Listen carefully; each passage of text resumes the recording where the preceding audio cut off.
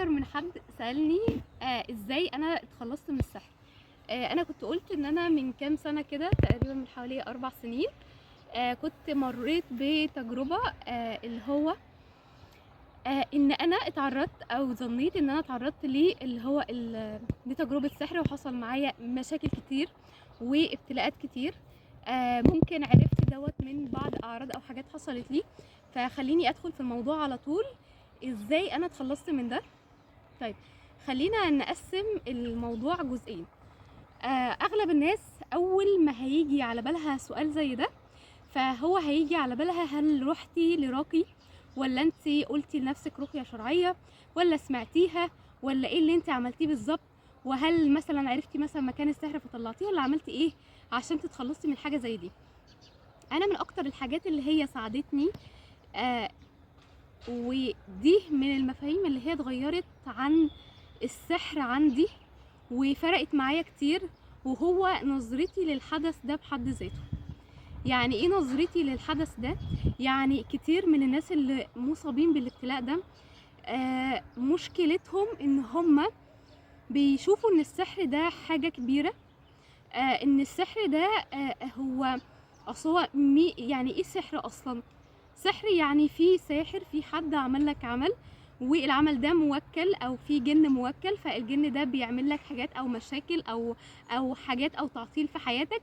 فعشان كده انت يا عيني لا مالكش حول ولا قوة، حياتك بتتعطل وبتقف. فهو مشكلة السحر وحقيقته في اللقطة دي وفي الفكرة دي، وهو ان الشخص اللي معمول السحر بيشوف انه انا لا حول لي ولا قوة، انه انا اتعمل لي السحر، فكل حاجة بتحصل في حياتي انا ماليش كنترول عليها او ماليش تحكم فيها، او ان انا معنى ان حياتي ترجع تاني انها تكون كويسة، فالسحر ده لازم ان هو يتفك او لازم ان هو يتحل، او ان انا ما ينفعش اعيش حياة كويسة او جودتها حلوة، او ان انا اسعى لحل اي مشكلة في حياتي الا لما السحر ده ان هو يتشال، او الحل بتاع كل مشاكلي ان السحر ده يتفك. ده على اساس مثلا ان انت لو هنفترض ان السحر ده حقيقي وموجود، انك قبل السحر ما كنتش بتعاني من اي مشاكل، فهو الحل السحري ان السحر ده ان هو يتفك. وهي دي المشكلة، مشكلة ان الشخص بينهزم نفسيا. مشكلة ده ان الشخص بيتحط في دور الضحية، او بيغرق، او بيحس ان هو في مشكلة ملهاش مخرج غير ان السحر يتفك. والمشكلة ان المخرج ده هو مش في ايده، هو يا ربنا يقدر ليه دوت، او ان هو بيدي الباور بتاعه لبره. ودي الحاجة دي لما بدأت ان هي تتغير عندي، اللقطة دي تحديدا، مع ان الواحد بياخد بالاسباب التانية اللي احنا هنتكلم عليها في اخر الفيديو، فيعني انا اعتقد ان ربنا جعلها سبب ان الدنيا تتفك، ان انا اتعلمت من الحاجة اللي حصلت دي. السحر يعني زيه زي اي ابتلاء في الدنيا، زي ما حد يتعرض مثلا لمشكلة، يتعرض لصدمة ما، يتعرض لفقد ما، يتعرض لمشاكل حتى مادية في حياته. فالسحر ده ابتلاء حصل لك من بره، فممكن اللقطة بتاعته ان هو حصل انا ماليش دخل فيها. ممكن المشاكل اللي انت مره واحده لقيتها موجوده في حياتك، والاعراض اللي انت او الحاجات اللي انت عرفت من خلالها ان انت ممكن يكون عندك سحر وحصلت لك، هو ممكن اول لحظه انت مالكش تحكم فيها، او هي انت ما اخترتش ده لاول وهله، ولكن ردة فعلك من بعد ما ده حصل وانت هتتعامل مع الموضوع ازاي، فهو 100% في ايدك انت وفي التحكم بتاعك انت. فرقم واحد هو اغير فكرة، هو انا شايف السحر ازاي؟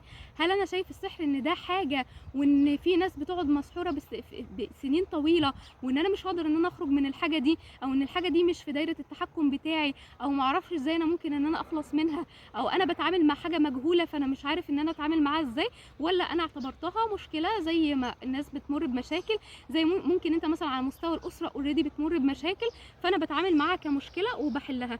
ليه؟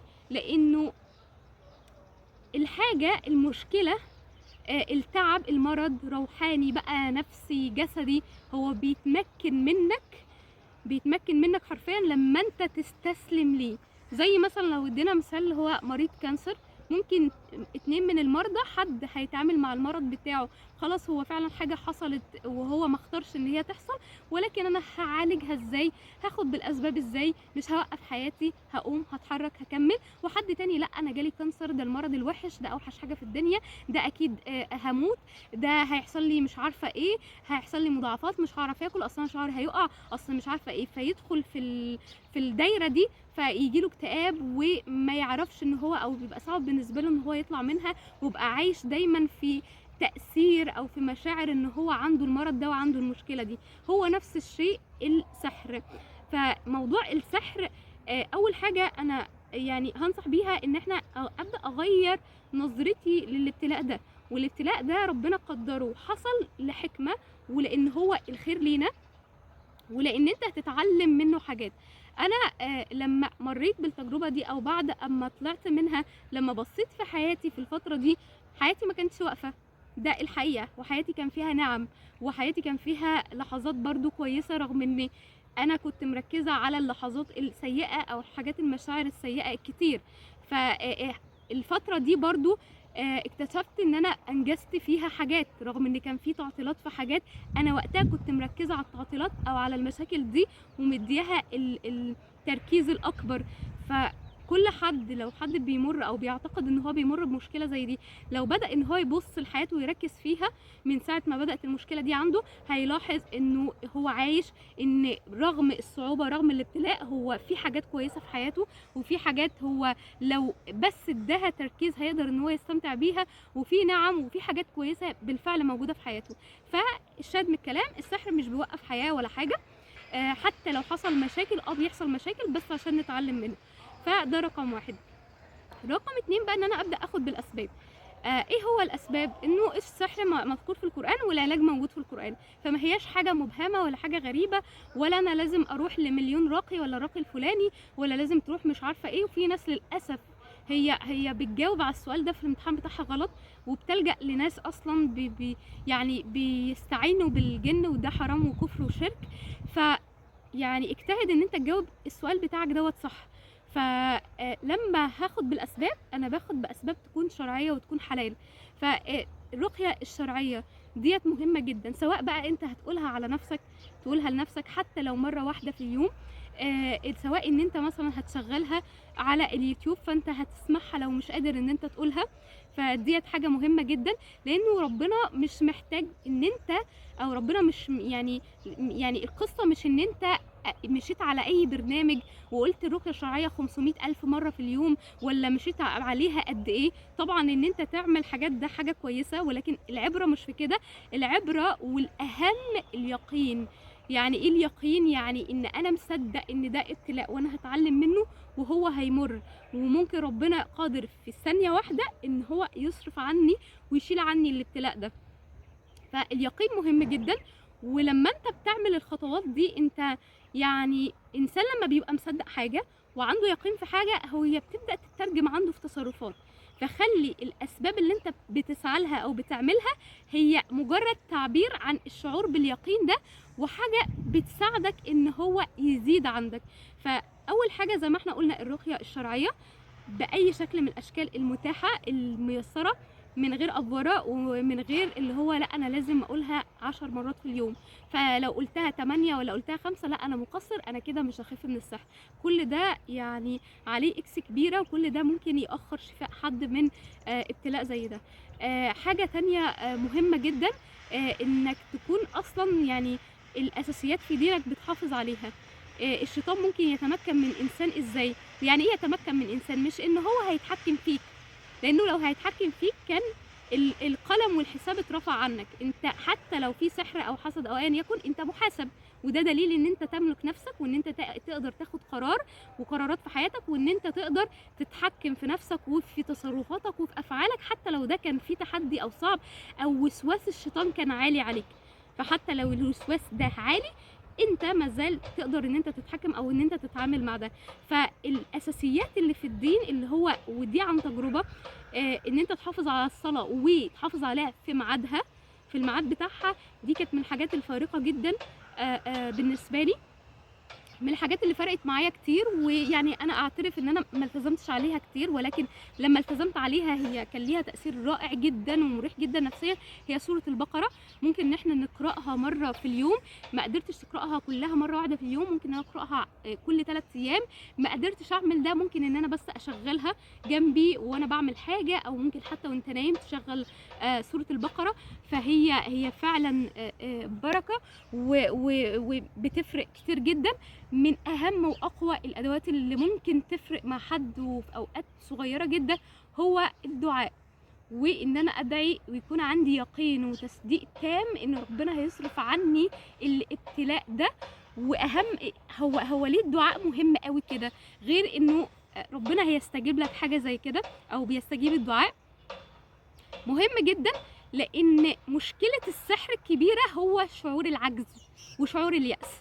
هي دي مشكلته، انت بتبقى حاسس بالعجز وباليأس، فالدعاء هو اللي بيعالج العجز واليأس ده، لان هو اللي بيديك الامل، هو بيديك اليقين، او بيساعدك ان انت تحس باليقين ان باذن الله المشكله دي هتتحل، وباذن الله الشفاء هيجي، وباذن الله ربنا هيعوضني خير.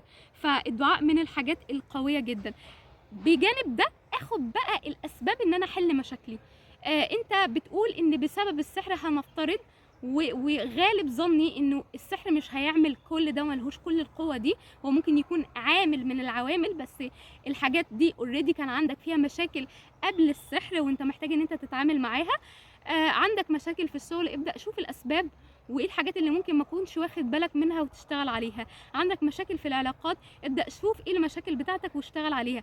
عندك مثلا مشاكل في بينك وبين نفسك، في علاقتك بينك وبين نفسك، فبرضه شوف الاسباب ده واشتغل عليها. ففي جزء من الاسباب ليه علاقه بالمشكله اللي انت اصلا بتمر بيها، ودي من الحاجات اللي انا اكتشفتها.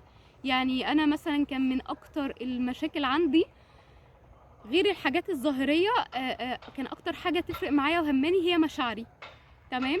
فانا عندي مشاعر كتير غير مبرره ومش قادره ان انا افهمها، وليه جت مره واحده بعد ما الدنيا كانت كويسه والدنيا اتقلبت للنقيض بالشكل ده.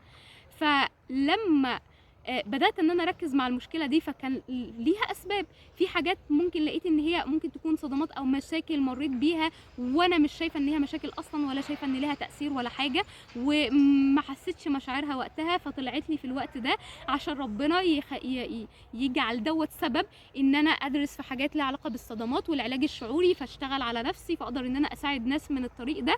فكان كل ده ليه حكمه وليه هدف في النهايه. ولما اخدت بالاسباب دي فرقت معايا نفسيا كتير.